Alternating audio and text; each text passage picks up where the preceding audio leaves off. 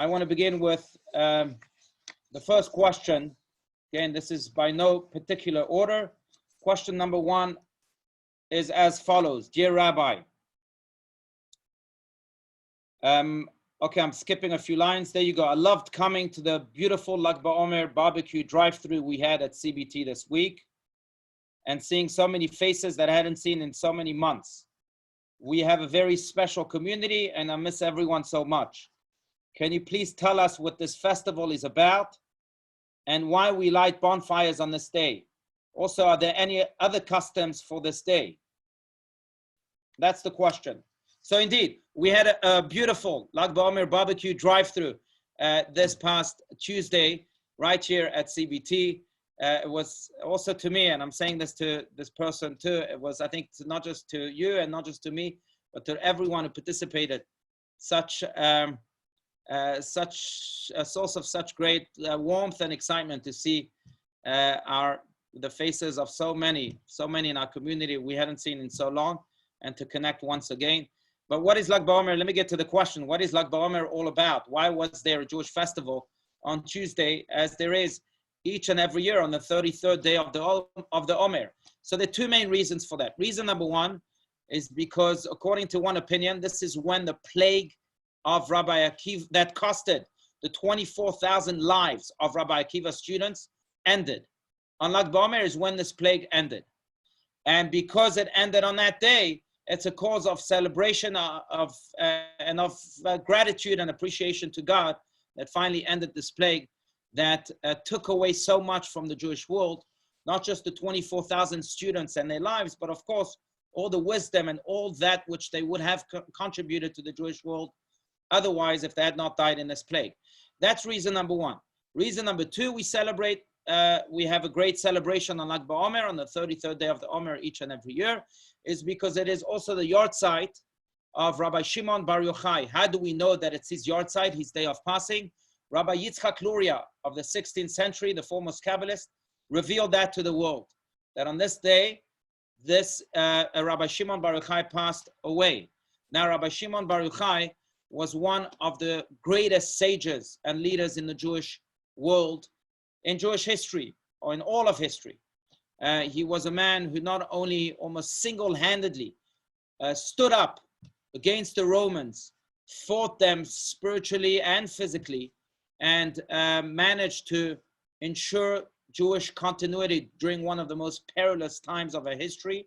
I'm talking about the times after the destruction of the Second Temple, when the Romans were in full control of the land of Israel and of the Jewish people, and issued many decrees against Jews, including not circumcising your children, not eating kosher, not keeping Shabbat, not teaching Torah, not learning Torah. And Rabbi Shimon Bar Yochai defied the Romans with such conviction and determination, to the point that he was placed on the most wanted list, so to speak, of the Romans. They were after him. They wanted to kill him. Rabbi Shimon Bar Yochai, due to that, had to hide for 13 years in a cave, along with his son, who was also on that most wanted list. And Rabbi Shimon Bar Yochai authored the Zohar during those 13 years. It's funny to note, it's interesting to note, that Rabbi Shimon Bar Yochai was also in quarantine. Think about it that way.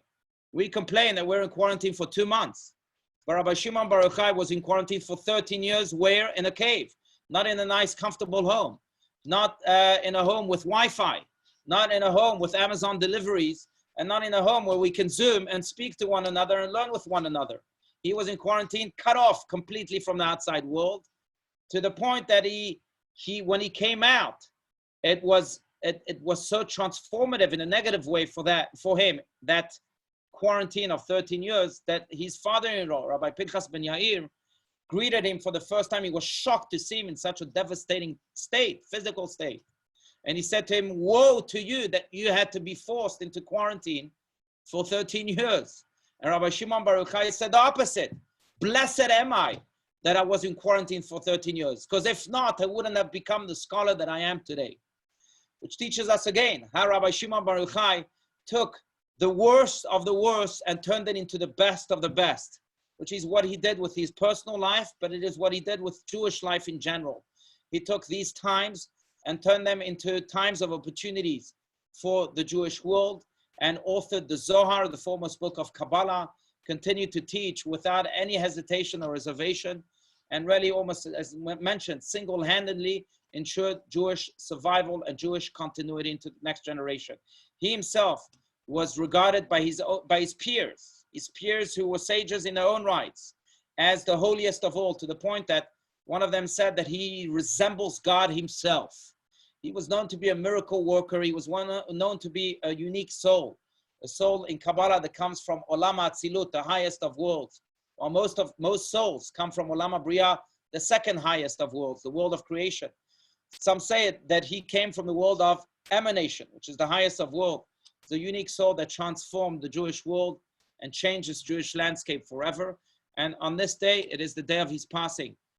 He was known to say about himself that I can exempt the whole world from judgment. He could take the responsibility of the whole world on his shoulders. The Midrash tells the story of Rabbi Shimon Bar Yochai was once walking in the streets of Israel, and he bumped into who? None other than the angel of death. And he told the angel of death, what are you doing here? The angel of death said, I'm about to carry out a very harsh decree that is going to kill many people here in this world. Rabbi Shimon Bar Yochai said to the angel of death, if that's the case, then you can go back to the one who sent you, to God, and you can tell him that in my merit, he should stop this decree right now. The angel of death did just that, and the decree did not happen thanks to Rabbi Shimon Bar Yochai. But that was his power, the power of his soul, the power of his merits.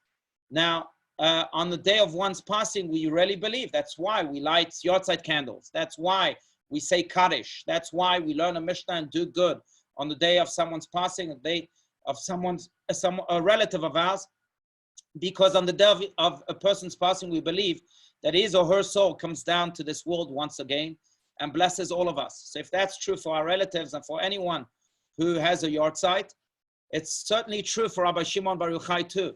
On the day of his passing, Lag BaOmer, he too comes down to this world and blesses all of us. Now, because he was such a unique soul, we turn this into a festival, because if he could exempt the whole world from judgment, even more so on the day of his passing, he can again enter that role and exempt the whole world from judgment. It is a day where we believe that he not only blesses us and all those who come and celebrate with him on this day, but he also blesses the entire world. After all, that's what he did throughout his lifetime.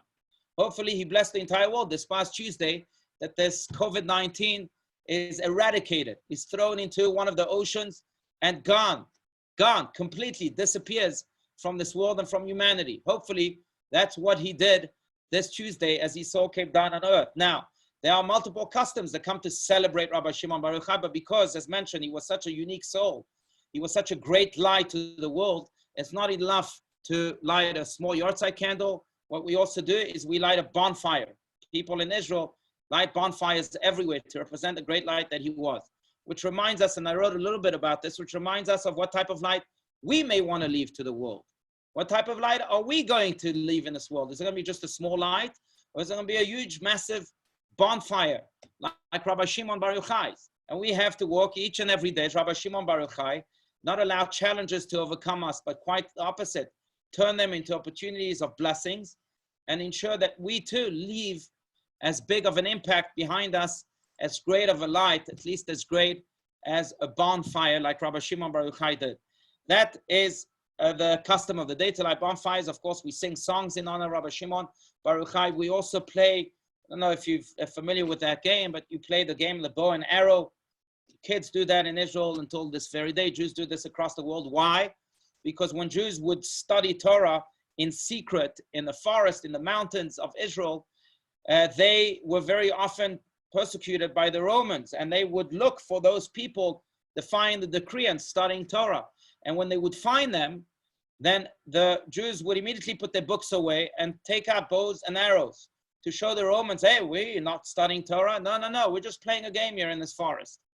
And to commemorate what they did and the sacrifice that they showed by continuing to study Torah and tricking the Romans into thinking that they were playing this game, we too play this game of bow and arrow on Lag BaOmer. That's another custom of this day. Most importantly, the custom of this day, if we were lucky enough to be in Israel, is to go to the grave of Rabbi Shimon Bar Yochai Fortunately, because of the coronavirus, only 150 people were there this year, but usually there are about 1 million people, not exaggerating, about 1 million people each and every year at the grave of Rabbi Shimon Bar Yochai. If we can't go to the grave of Rabbi Shimon Bar Yochai, we can go to the grave of the righteous on this day, because we believe that he is one with all of the righteous of the world, and we pray at the grave of the righteous. At the same time, Rabbi Shimon Bar Yochai, who is certainly joining that righteous person on that day, and hopefully all of our prayers are also answered in the merit of Rabbi Shimon Bar Yochai on that day. I will tell you this, and I mentioned this now 3 times, I think, this week, but I repeat it just in case not everyone heard it. But this was by the Rebbes, the Hasidic Rebbes, the holy and righteous people of our world. This was a day of tremendous miracles, of great revelations that people would not see throughout the year, even by those Rebbes and righteous people. But I know a story of a man who heard that the Lubavitcher Rebbe gives blessings on this day, especially for children, that his blessings come true. So he could not have children. Him and his wife could not have children, I think, for 12 years. They decided, okay, we're going to go on Lag BaOmer to ask for a blessing. They came, and as many of you know, there was a great commotion on Lag BaOmer. The Rebbe instituted to make parades, to spread the joy to the streets of the world, and to spread the message of Rabbi Shimon Bar Yochai to the globe altogether on this day. So this man comes to ask for a blessing, and there's a great parade. So there's a lot of commotion, and he approaches the Rebbe and he says, I need a blessing for a child. And the Rebbe said to him, Amen. But he, because of the noise, didn't hear the Amen of the Rebbe, so he repeated his blessing. He said, I need a blessing for a child. And the Rebbe again shouted, Amen. So the Rebbe said Amen twice. A year later, the blessing came true. And these parents were blessed with twins. And he says, why? Because the Rebbe said Amen twice. So he was blessed with twins, one for each Amen. But anyway, it was a day of tremendous revelation and blessings. And that's also why we celebrate on this special day of Lag BaOmer. That was question 1. Next question. Rabbi, Yes, I just please. want to say that also a big thing is Lag BaOmer is when people get married in Israel.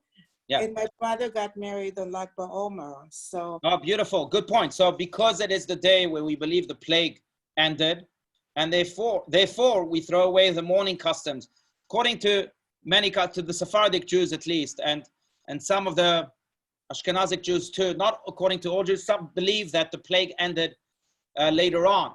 So they end the mourning customs later on. But those who believe that the plague ended on Lag BaOmer, therefore end with all the mourning customs that otherwise take place, that I believe we spoke about a few weeks ago, that include not getting married, because we are mourning the deaths of the 24,000 students of Rabbi Akiva, or for example, not getting a haircut or shaving, not listening to music, or at least live music. So, but because the plague ended on this day, so now all of a sudden you can get married, the mourning customs stop, and therefore many people get married on this day of great joy and celebration. Thank you, Hannah. All right, next question. Okay, dear Rabbi, I remember that a few weeks ago you spoke about the power of positive thinking and how we should have emunah, which means faith in God. I try to do just that, and I'm still trying, but I'm sorry to tell you that I just lost my job, and it's very hard for me to think positively. What should I do? So, first, I know we're in a new world right now. Millions of people have lost their jobs, and it hurts. It hurts me, as I'm sure it hurts so many, to hear of these news time and time again. People are facing challenges that maybe they've never had to face in their lives, and we're in a new world, a world that will ask us to continue to climb, maybe even higher and stronger than ever before. Continue to climb this mountain of life that is filled with challenges, including new ones like this one year. So there is the concept, I'll say a few things. First, there is the concept of the Talmud that HaKadosh Baruch Hu makdim refuah lamaka, that God even when he's about to bring an affliction upon a person, he first creates the healing to that affliction, and then he gives the affliction. So that the healing is already there. And I think it's true not just for physical afflictions, but for any other type of afflictions, including losing jobs. I have no doubt that when a person loses a job, it's certainly very difficult. But God, we have to believe, and that's where the emunah kicks in. We have to believe that God created the healing before that loss of a job. He created for you a new job already, and maybe even a better job already. And that loss of a job is just a temporary stage that will lead you to a greater and brighter opening that God has already created and potential for you. That's number one. I will share with you just, I know it's not this person. Someone in our community lost his job due to COVID-19. And just a few weeks, what was it, 2-3 weeks ago, he got a call from someone who he was in touch with in the job that he lost, in the context of the job that he lost, someone that he was selling stuff to. I'm not going to go into the details, but that someone all of a sudden called him and said, look, I was so impressed by you when I was dealing with you in your company that just fired you. How about you come and work for us? And this was his dream job. And to me, it was a clear confirmation of that Talmudic statement. You see, you thought you had lost your job, and you're right, you had lost your job, and this was a devastating thing. But look, God created the healing with connecting you to this person way before you had lost your job. This guy has been in touch with this person for many months now, and he was so impressed with him already a long time ago. But now that he has lost his job, so he jumped on the opportunity to hire him. Again, God creates the healing even before he creates the loss of job, and we have to have faith in that. And that's definitely when we need to have even more of a positive thinking and more of emunah in that statement and in God's tremendous ability to bring us greater and brighter opportunities in life. That's number one. Number two, another thing I will say about losing jobs. Rabbi Steinsaltz, my dear rabbi, speaks about that quite often, but he often says that when a person climbs a ladder, the only way to climb a ladder from one ramp to another is by losing your balance. If you stay on 2 feet, you'll never be able to climb to the next step. The only way to climb to the next step is if you lose your balance and you're on 1 foot. And that loss of balance is what then enables you to go to the next step. And I think it's true in life in general. We don't welcome challenges. We don't want challenges. We don't want pain and suffering, especially pain and suffering like this right here. But we also have to know how to handle those challenges. And the best way to handle is exactly what Rabbi Steinsaltz teaches, what Judaism teaches in general, is that loss of balance should enable us then to climb and to get to the next step. How so? By using those moments where we lose our balance, asking ourselves the real questions of life. Where is it that I'm going to? Where is my direction? Where am I in life? Maybe I lost a job that was toxic to me. Maybe I lost a job that maybe was not that toxic to me, but limited my potential. Now that I've lost this balance, maybe I can open myself up to greater and bigger opportunities. Maybe I can rewire my thinking and start thinking big. Start thinking about jobs that are aligned with my purpose in life. And I think those moments of challenge really ought to be actualized and seized in that way. We can't give in to depression and to the natural emotions that come with challenges. We have to rise above ourselves and ask ourselves, fine, I'm experiencing this loss of balance. Let me use it to put my foot up and get to the next level by asking myself those big questions of life of, oh, now it's an opportunity to align myself with my purpose, maybe even more than I've ever had to before. So I'm encouraging you, beyond having faith in that Talmudic statement that God creates the healing before he creates the affliction. And I've seen this, I can tell you as a rabbi, I've seen this many times, that all of a sudden the healing came from nowhere, but was pre-programmed by God, like the example I just brought. But in addition to that, I'm also encouraging you to use this time where you are losing your balance to rewire your life, to recalibrate, so to speak, and maybe ask yourself, well, now I have an opportunity to choose my next job. Let me make sure that next job is as aligned with my purpose as possible. because very often it's not so much about the money we make, but it's about the actualization of our purpose.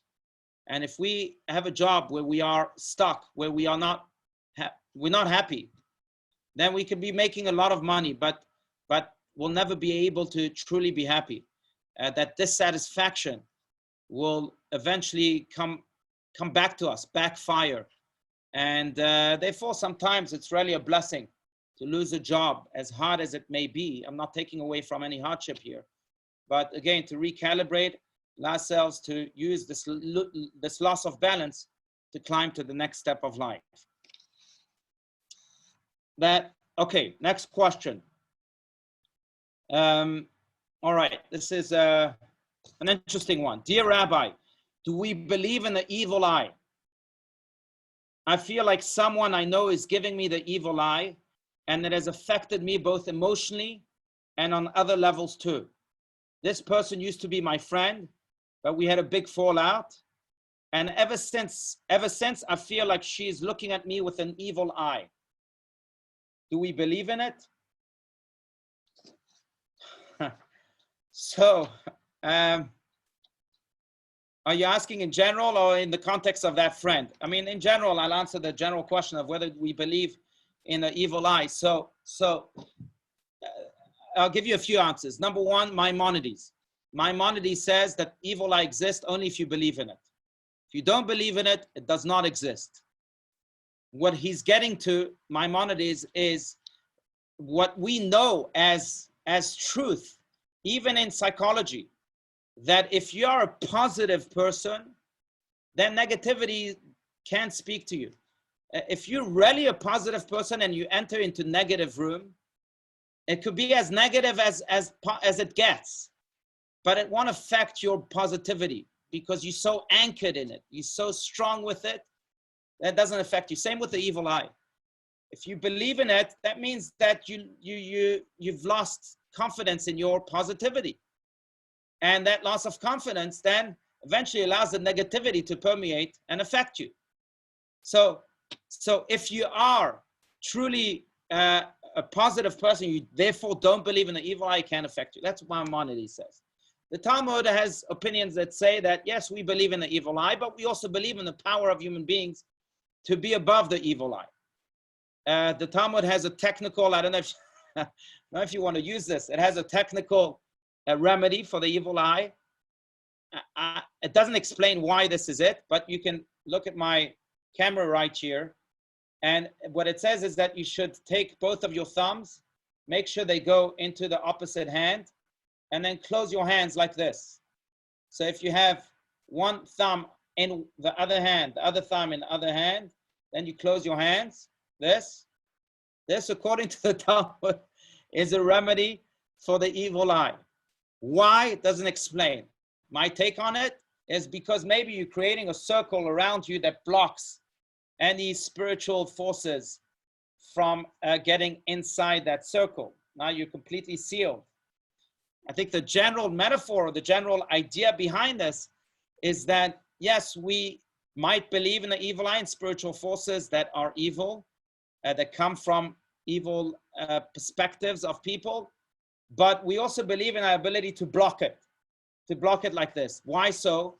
Because after all, we're not, like Rabbi Stein says, and we've, in our 13 petal rows, we've mentioned this many times, we're not human beings in a spiritual experience, we're divine beings in a human experience here in this world. We are souls. Souls are infinite. Souls are a part of God. Souls are particles of heaven. Souls are not affected by anything in this world, by anything that's lower than them. It's just like if I'm walking in the street and someone calls me a baby, I'm not affected. I'm not a baby. I'm an adult now. If I'm not sure if I'm a baby yet, if it's my 7-year-old walking in the street and someone calling him a baby, oh, he'll be affected because he doesn't know yet whether he's a baby or not, whether he's upgraded to the next stage or not. So he'll be affected. I'm an adult. As I'm sure you know, you want, so what? Doesn't talk to me. Same with the soul. The soul is so divine, it knows it's divine. So someone says something that's way below it, who cares? Doesn't define me. I'm immune to that. So that's in addition to what Maimonides says. And third, and finally, I'll relate to a part of this question that you believe. The person asking this question said that she believes that it's an old friend of hers that's become distant. She had a fallout with her, but it's that's causing this evil eye and all these emotional problems in her life, etc. Well, then maybe the best solution then is to reach out to that old friend and to have a heart-to-heart talk with that old friend and to see ways in which you can once again resume the relationship and fortify it. I think that we live, I think it happens in marriage a lot. I think one of the great myths that people believe in when they get married is that if your marriage is happy, it is devoid of conflict. I think that's a myth. I think that every marriage has conflict. People get married, they think, oh, we love each other, it's all nice and pink. And then they fight and they don't know what to deal with it because they believe that good marriages don't have fights. Well, guess what? It's not true. Marriages have fights. It's fights that actually fortify the marriage because it's not necessarily what we fight about, but it's also how we conclude the fight. If we're able to conclude the fight in a good, constructive way and learn from the fight and grow from the fight, then our marriage also grows. Then our marriage also is enhanced, becomes even stronger than it was before. It's like the Tanya has a beautiful analogy of a rope. When a rope is torn and you retie it in the place where it was torn, that place of the rope is now stronger than the entire rope itself, than any other spot in the rope. Why? Because you were able to use that tear and double knot it and make it stronger. I think that's what happens with good fights. Good fights are about coming back, saying, okay, I was wrong, you were wrong, let's learn from our mistakes and let's develop a friendship in a stronger way.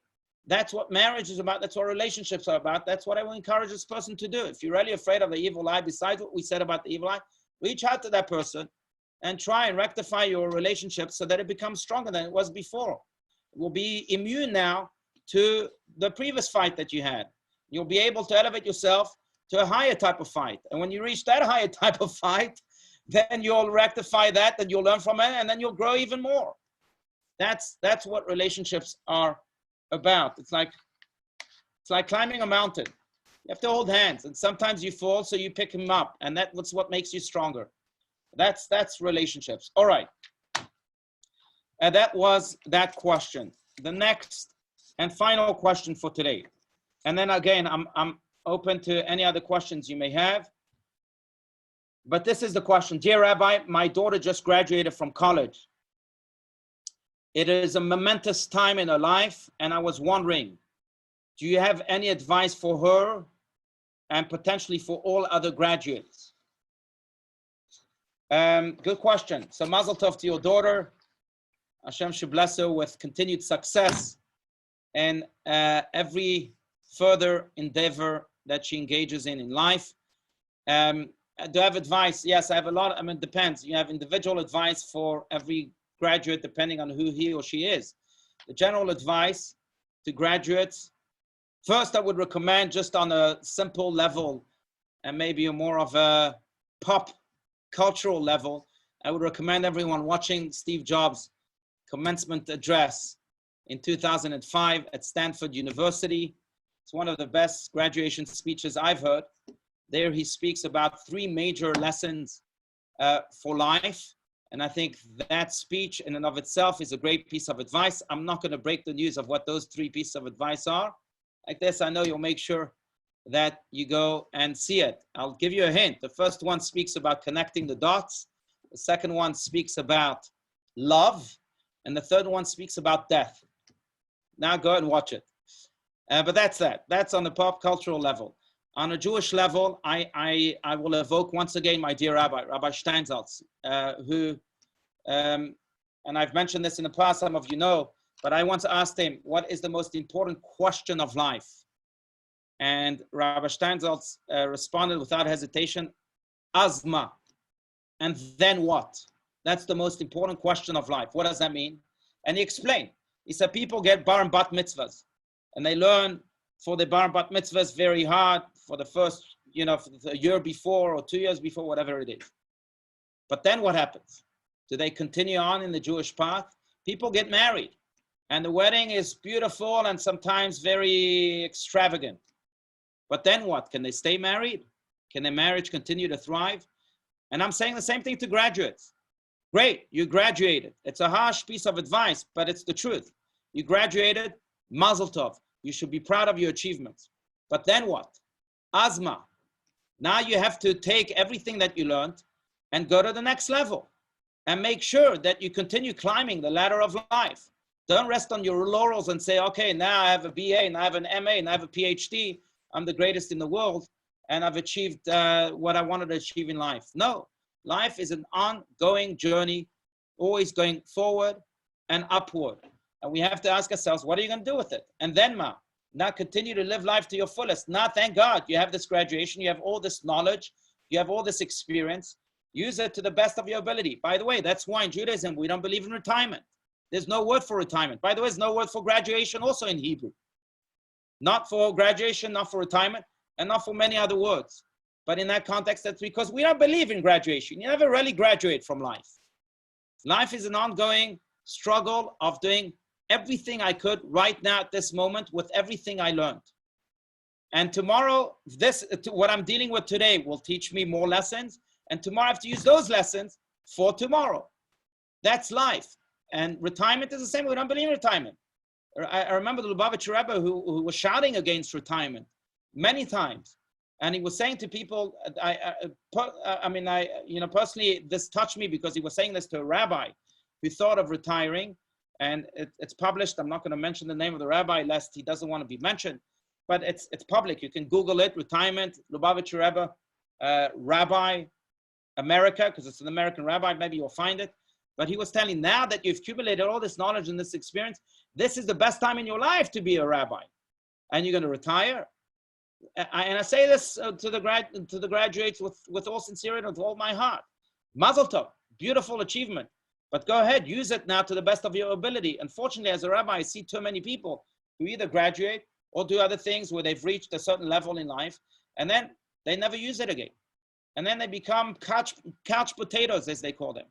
Is that what all your work was for? Really? I mean, you patted yourself on your shoulders, and everyone came to congratulate you, but where did it all go? A year later, there's no remnant of that. So my advice to the graduate might be a harsh one, but ask yourself the question, Azma, and then what? Thank God you've achieved all that you've achieved up until this point, and Mazel Tov. Yes, Mazel Tov, we're proud of you. But use it.